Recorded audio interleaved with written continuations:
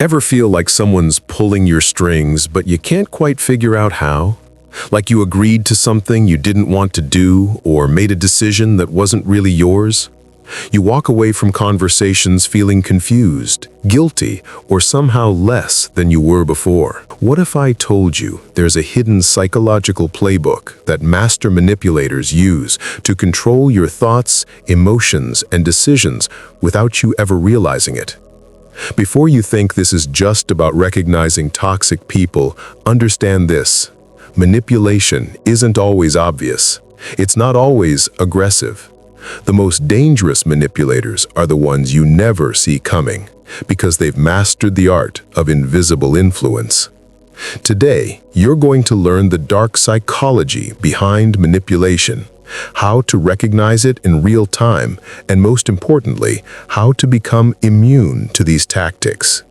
By the end of this video, you'll see the hidden strings that others try to attach to you, and you'll know exactly how to cut them. Let's dive into the shadows.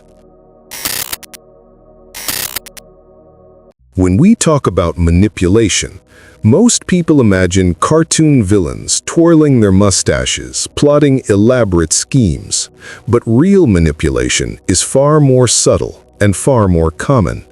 It happens in relationships, at work, in families, in friendships, and even in our interactions with strangers.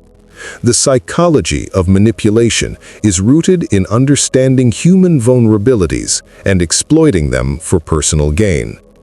What makes manipulation so insidious is that it hijacks your own decision-making process and makes you think you're choosing freely, when, in reality, you're being guided like a puppet. The master manipulator doesn't force you to do anything. They create conditions where you believe their desired outcome is actually your idea.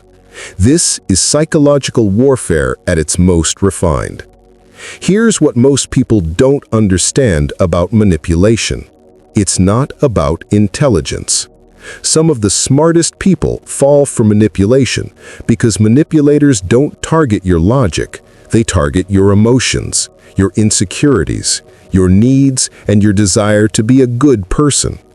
In fact, the kinder and more empathetic you are, the more vulnerable you become to certain manipulation tactics.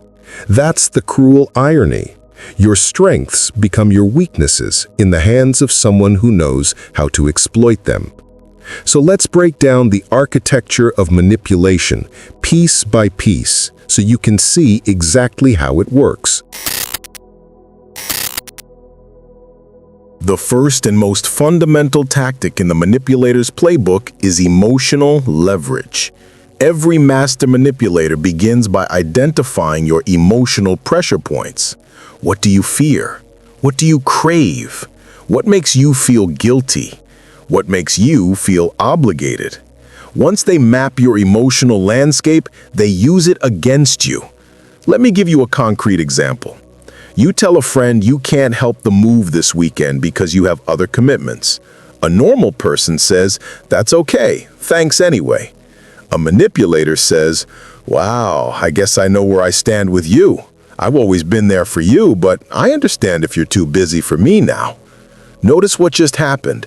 They didn't argue with your reasoning. They didn't try to logically convince you. Instead, they triggered guilt and obligation. They weaponized the relationship itself. Now, you're not just declining to help with moving, you're questioning whether you're a bad friend. The decision is no longer about your schedule, it's about your character. This is emotional leverage in action. The manipulator has shifted the battlefield from logic to emotion, and most people crumble under emotional pressure far faster than they do under logical argument. They've created a false binary. Either you help them move or you're a terrible friend. In reality, there's a whole spectrum of possibilities, but the manipulator has collapsed that spectrum into two extreme options, both of which serve their interests. If you help, they get what they want. If you don't help, they get to play the victim and hold it over you later. Either way, they win. The second tactic is gaslighting. And this is perhaps the most psychologically damaging form of manipulation. Gaslighting is when someone systematically makes you question your own perception of reality. They deny things that happened, insist things happened that didn't, and twist your words until you're no longer sure what's true. The term comes from a 1944 film where a husband manipulates his wife into thinking she's going insane by dimming the gas lights in their home and then denying that the lights are flickering. That's exactly what psychological gaslighting does. It makes you doubt your own sanity. Here's how it works in practice. You confront someone about something hurtful they said. Their response, "I never said that." "You're remembering wrong. You're being too sensitive. You always do this. You twist my words." Suddenly, you're on the defensive. You're no longer talking about what they said. You're defending your own memory and perception. The manipulator has redirected the conversation away from their behavior and onto your alleged instability. And here's the devastating part. If this happens enough times, you start to believe them. You start thinking, maybe I am too sensitive. Maybe I do remember things wrong. Maybe I am the problem. That's the goal of gaslighting, to erode your confidence in your own judgment so thoroughly that you become dependent on the manipulator's version of reality. Gaslighting is particularly effective because it's a slow poison. One instance might not do much damage, but repeated gaslighting over weeks, months, or years can completely dismantle someone's sense of self. Victims of chronic gaslighting often describe feeling like they're losing their minds, walking on eggshells, and unable to trust their own thoughts and feelings. And that's exactly where the manipulator wants you: uncertain, unstable, and dependent on them for validation. The third tactic is intermittent reinforcement, and this one is borrowed directly from behavioral psychology. It's the same mechanism that makes gambling addictive, and manipulators use it to keep you hooked on them. Here's the principle. If you reward someone consistently, they come to expect it. If you never reward them, they give up. But if you reward them unpredictably, sometimes yes and sometimes no, you create the most powerful behavioral conditioning possible. They become obsessed with figuring out what they need to do to get the reward. In manipulation, this looks like inconsistent affection, attention, or approval. One day, the manipulator is warm, loving, and affirming. The next day, they're cold, distant, and critical. You never know which version you're going to get. So what do? You try harder. You analyze everything you said and did. You walk on eggshells. You become hyper-vigilant, constantly trying to figure out what will bring back the good version of them. This is how manipulators keep people trapped in toxic relationships. The intermittent moments of kindness are just enough to keep you hoping that things will get better, that if you just say the right thing or do the right thing, you'll get back to the good times. But you won't, because the inconsistency is the point. The manipulator is training you to work harder for their approval, to tolerate worse treatment, and to blame yourself when things go wrong. The fourth tactic is playing the victim, and this is one of the most effective and infuriating manipulation strategies. When confronted with their bad behavior, the manipulator flips the script and positions themselves as the one who's been wronged. You're trying to address a legitimate grievance, and suddenly you find yourself comforting them and apologizing for bringing it up. It's psychological judo. They use your compassion against you. Here's what it looks like. You tell your partner that you felt disrespected when they made fun of you in front of their friends. Instead of acknowledging your feelings or apologizing, they respond with, "I can't believe you think I would intentionally hurt you. I do everything for you, and this is how you see me? Maybe I'm just a terrible person. Maybe you'd be better off without me." Now look at what happened. You came to them with a problem, and somehow you've ended up reassuring them, telling them they're not terrible, walking back your complaint, The manipulator has successfully avoided accountability, made you feel guilty for even raising the issue, and ensured you'll think twice before confronting them again. That's the long-term goal, to train you not to challenge them because the cost of doing so is too high. Playing the victim is particularly effective because it exploits empathy. Good people don't want to see others in pain. When someone presents themselves as hurt or damaged, our instinct is to help, to soothe, to make it better. Manipulators know this. They weaponize vulnerability. They turn their emotional displays into shields that deflect all criticism and swords that make you the bad guy for even questioning them. The fifth tactic is information control, and this is about managing what you know and don't know. Manipulators carefully curate the information you receive because knowledge is power, and they want to maintain a power imbalance. This can manifest in several ways: lying by omission, selectively sharing information, distorting facts, or creating confusion so you never have the full picture.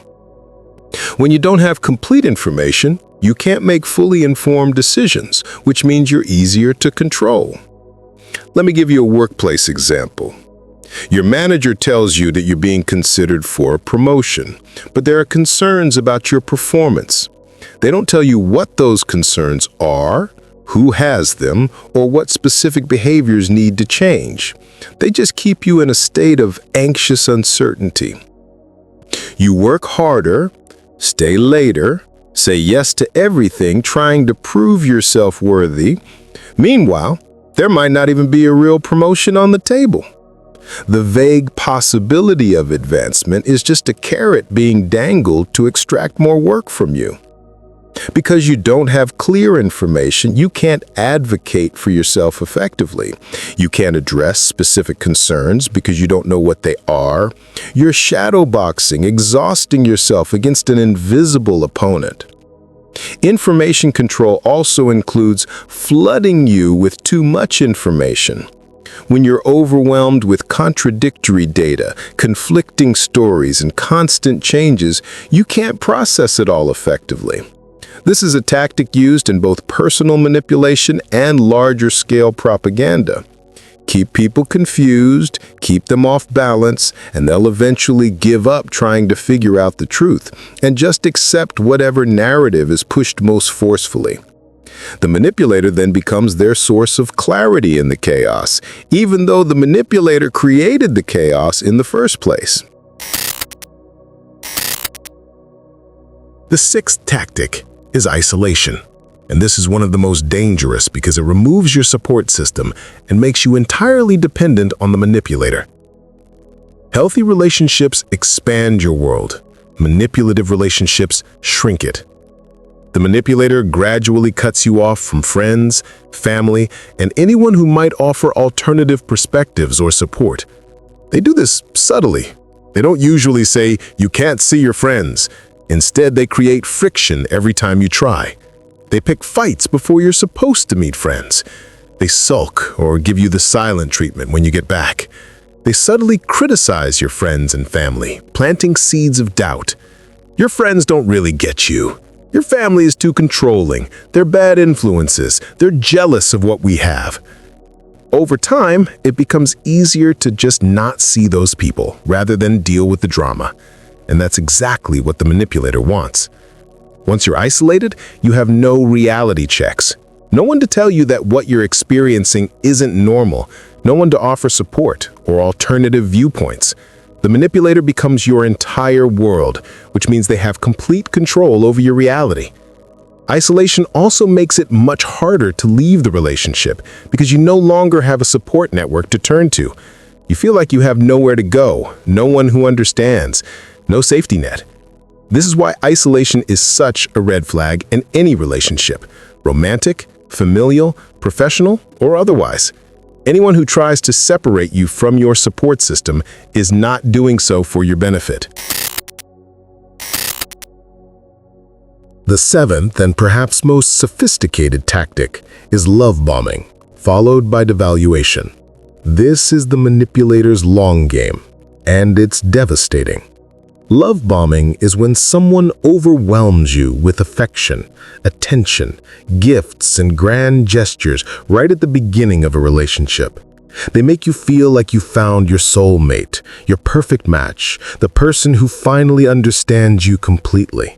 It's intoxicating, it's addictive, and it's calculated. The purpose of love bombing is to create intense emotional dependency as quickly as possible. They're not falling in love with you. They're performing love to hook you.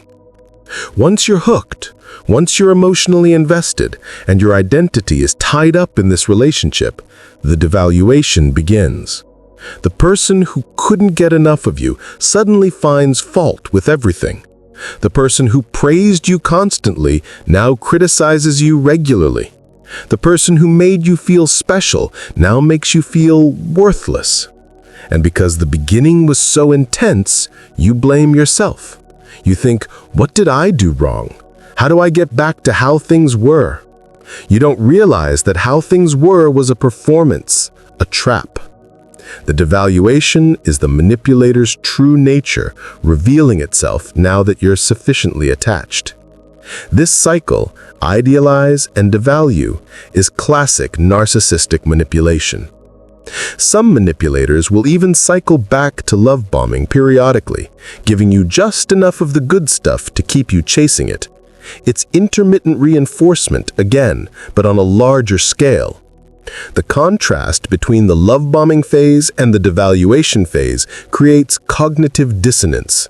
You can't reconcile the person who worshipped you with the person who now treats you like garbage. So you tell yourself stories to make it make sense. They're stressed. I need to be more understanding. If I just love them better, we'll get back to the beginning. But you won't, because the beginning was never real. Now that we understand the tactics, let's talk about how to recognize manipulation in real time. This is crucial because manipulation only works when you don't see it coming. The moment you recognize what's happening, you can respond strategically instead of reactively. Here are the warning signs. First, you feel confused after interactions with this person. Manipulation thrives in confusion. If you regularly walk away from conversations feeling like you're not sure what just happened, that's a red flag. Healthy communication leaves you clearer, not more confused. Second, you feel guilty without a clear reason. If someone consistently makes you feel guilty for having boundaries, for taking care of yourself, for having other relationships, or for simply existing with your own needs and desires, that's emotional manipulation. Guilt is the manipulator's favorite tool because guilty people are compliant people. Third, you're constantly justifying your behavior or defending your character. If you find yourself frequently explaining why you're not selfish, not crazy, not ungrateful, not whatever accusation is being leveled at you, you're likely dealing with a manipulator who's keeping you on the defensive so you can't challenge them.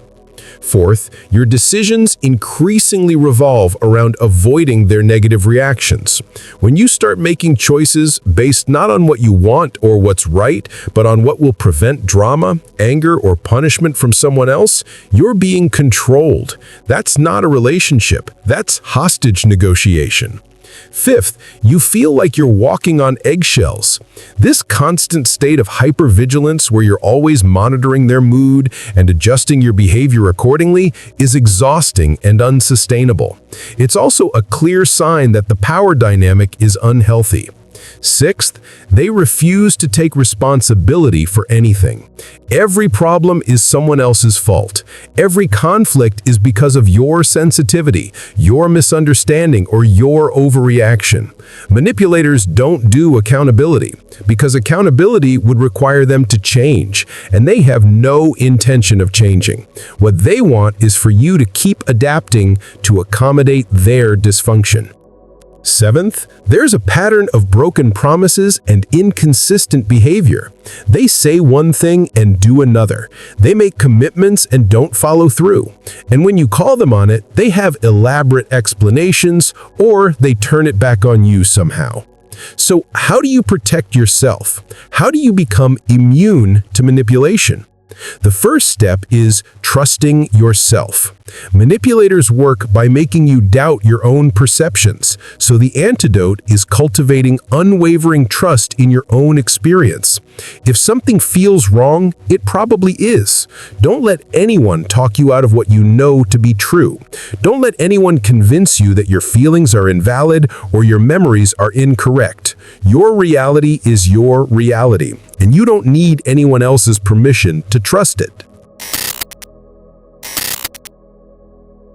The second step is maintaining strong boundaries. Boundaries are not walls. They're not about shutting people out. They're about defining what's acceptable and what's not, and how people treat you. Manipulators hate boundaries because boundaries limit their control. They'll test your boundaries, push against them, and try to make you feel selfish or rigid for having them. Stand firm. People who respect you will respect your boundaries. People who don't respect your boundaries don't respect you, regardless of what they say. The third step is staying connected to your support system. Don't isolate yourself. Maintain relationships outside of any single relationship. Have friends you can talk to honestly. Have family you stay in touch with. Have communities you're part of. Multiple perspectives keep you grounded in reality. When someone tries to isolate you, resist it. If someone has a problem with everyone in your life, the problem is probably them, not everyone else. The fourth step is educating yourself about manipulation tactics. Knowledge is power. The more you understand about how manipulation works, the easier it is to spot and the harder it is for someone to use it on you. You're doing that right now by watching this video. Keep learning. Read books on the subject. Listen to experts. Understand the psychology so you can see the patterns. The fifth step is not engaging with manipulative tactics. When you recognize manipulation happening, don't fall into the trap of defending yourself or explaining yourself. The gray rock method is effective here, becoming as boring and unrewarding to manipulate as possible. Give minimal responses. Don't share emotional reactions. Don't provide ammunition. Manipulators feed on your reactions. If you don't give them the reaction they're fishing for, they'll often move on to an easier target. The sixth step is being willing to walk away. Sometimes the only way to win is not to play. Not every relationship is salvageable. Not every person is capable of or interested in healthy interaction. If someone is consistently manipulative, if they refuse to change, if the relationship costs more than it gives, you have permission to leave. Walking away isn't failure, it's self-respect. It's recognizing that your peace, your sanity, and your well-being matter more than maintaining a toxic connection. The seventh step is seeking professional help if you need it. If you've been in a manipulative relationship for a long time, especially if it involved gaslighting, you might need support to rebuild your sense of self and your trust in your own perceptions. There's no shame in getting therapy. In fact, it's one of the smartest and strongest things you can do. A good therapist can help you process the experience, recognize patterns you might fall into, and develop healthier relationship skills. Let me address something important. Understanding manipulation doesn't mean becoming cynical or assuming everyone is out to get you. Most people are not master manipulators. Most people are just trying to live their lives and navigate their own challenges. The goal here isn't to see enemies everywhere. The goal is to be able to recognize the real manipulators when you encounter them, so you can protect yourself. It's about having a healthy skepticism and strong boundaries without losing your capacity for trust and connection with people who deserve it. It's also worth noting that we all use influence tactics sometimes, and that doesn't necessarily make us manipulators. There's a difference between healthy persuasion and manipulation. The difference is intent and respect for autonomy. Persuasion respects the other person's right to say no. It involves honest information and allows for genuine choice. Manipulation removes choice. It operates through deception, coercion, or exploitation of vulnerabilities. Persuasion serves mutual interests, or at least doesn't harm the other person. Manipulation serves only the manipulator's interests at the expense of the target. Here's a framework to think about it. Ask yourself these questions about any influence attempt. Is the person being honest with me about their intentions and the situation? Am I free to say no without punishment, retaliation, or excessive guilt? Is this person respecting my boundaries and autonomy? Would I still make this choice if I had complete information and no emotional pressure? If the answer to any of those questions is no, you're probably dealing with manipulation rather than healthy influence. Let's talk about what happens when you start implementing these protective strategies. First, be prepared for the manipulator to escalate. When you start setting boundaries, when you stop responding to their tactics, when you start seeing through their games, they're not going to like it. They'll often increase the intensity of their manipulation. More guilt tripping, more gaslighting, more love bombing, more victim playing. This is called an extinction burst in behavioral psychology. When a behavior stops working, it often gets worse before it goes away. The manipulator is trying harder to get the response they're used to getting. If you hold firm, this will pass. But you have to be prepared for it and not interpret the escalation as evidence that you're doing something wrong. The escalation is actually evidence that you're doing something right, something they can't control. Second, be prepared to lose relationships.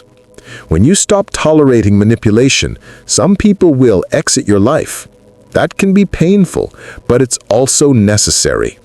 Those relationships were built on an unhealthy foundation, where you were giving too much and they were taking too much.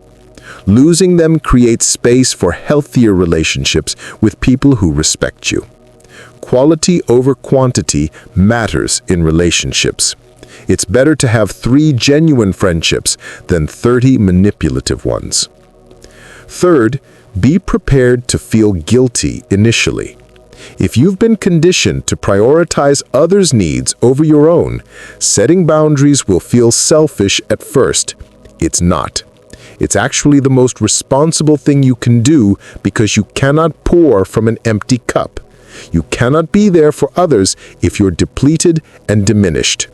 Taking care of yourself isn't selfish, it's necessary.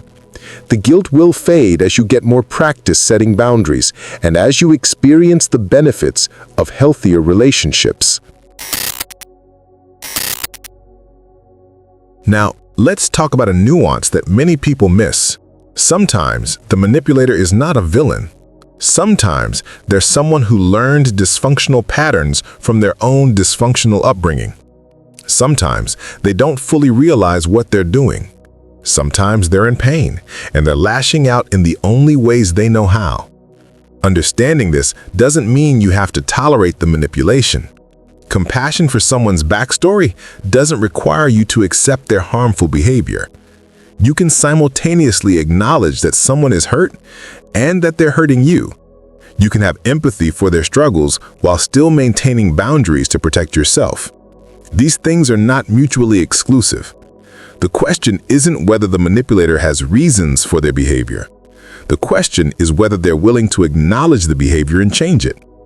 If someone is manipulative because of trauma and they're actively working on it, in therapy, taking accountability, making genuine efforts to change, that's different from someone who is manipulative and refuses to acknowledge it or sees no need to change. Intent doesn't erase impact. Even unintentional manipulation is still manipulation. Even manipulation rooted in pain still causes harm. Your responsibility is to yourself first.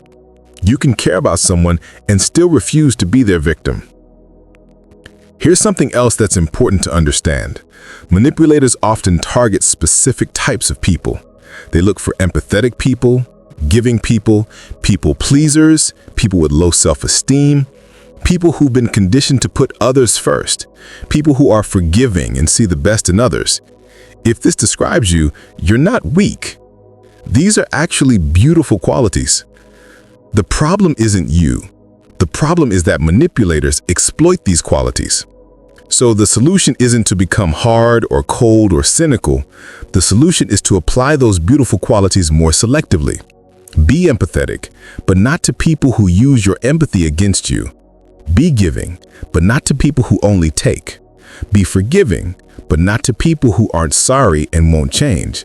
See the best in people, but believe them when they show you who they are. There's a saying that when someone shows you who they are, believe them the first time. This is wisdom. We often ignore red flags because we want to give people the benefit of the doubt. We make excuses for behavior that makes us uncomfortable. We tell ourselves it was just a bad day, or they didn't mean it, or it won't happen again. But patterns are patterns. If someone repeatedly demonstrates manipulative behavior, that's who they are, not who you hope they'll become, not who they are on their good days, who they are consistently. Believe the pattern, not the apology. Let me give you a final framework for thinking about all of this. Imagine that every relationship you have is a bank account. Healthy relationships involve both deposits and withdrawals, but overall, you should be making more deposits than withdrawals. You give support, you receive support. You invest time, they invest time. There's reciprocity and balance. Manipulative relationships are ones where you're making constant deposits and they're making constant withdrawals. And somehow, you're the one who feels like you're not doing enough. The account is always overdrawn and you're always trying to get it back to zero. That's not sustainable. That's not a relationship. That's exploitation. Pay attention to the balance. If you're always the one compromising, always the one apologizing, always the one adjusting, always the one working harder, the relationship is imbalanced. An imbalanced relationship is a breeding ground for manipulation because the person benefiting from the imbalance has no incentive to change it. They'll resist any attempt to create more balance because balance means they get less of what they've been taking. So let's bring all of this together. Manipulation is a sophisticated psychological strategy that exploits human vulnerabilities for personal gain. The 7 core tactics are emotional leverage, gaslighting, intermittent reinforcement, playing the victim, information control, isolation, and love bombing, followed by devaluation. These tactics work by creating confusion, eroding self-trust, triggering guilt and obligation, and creating emotional dependency. The way you protect yourself is by trusting your perceptions, maintaining strong boundaries, staying connected to support systems, educating yourself, refusing to engage with manipulative tactics, being willing to walk away, and seeking professional help when needed. Remember that understanding manipulation doesn't mean becoming paranoid or cynical. It means being discerning. It means recognizing that not everyone has your best interests at heart and that your first responsibility is to yourself. It means understanding that healthy relationships feel good, clear, and reciprocal, while manipulative relationships feel confusing, draining, and one-sided. Trust that feeling. Your intuition is usually right even when you can't articulate exactly what's wrong. The invisible chains of manipulation only work when they stay invisible. Once you see them, once you understand how they function, they lose their power. You can't unsee what you now understand, and that awareness is your greatest protection. You now know how to recognize manipulation when it's happening. You have the tools to respond effectively, and you have permission to prioritize your own well-being over anyone's attempt to control you. If this video opened your eyes to patterns you've been experiencing, you're not alone. Millions of people struggle with manipulative relationships. The fact that you're here, learning, seeking to understand, means you're already taking the first step toward freedom. Share this video with someone who needs to hear it. Like and subscribe for more content on psychology, influence, and protecting your mental and emotional well-being. Drop a comment and let me know whether you have experienced these manipulation tactics. How did you handle them? Your story might help someone else realize they're not crazy and they're not alone. Until next time, trust yourself, protect your peace, and remember that anyone who truly cares about you will respect your boundaries, not fight against them. The right people will love you without needing to control you. Stay aware, stay strong, and stay free.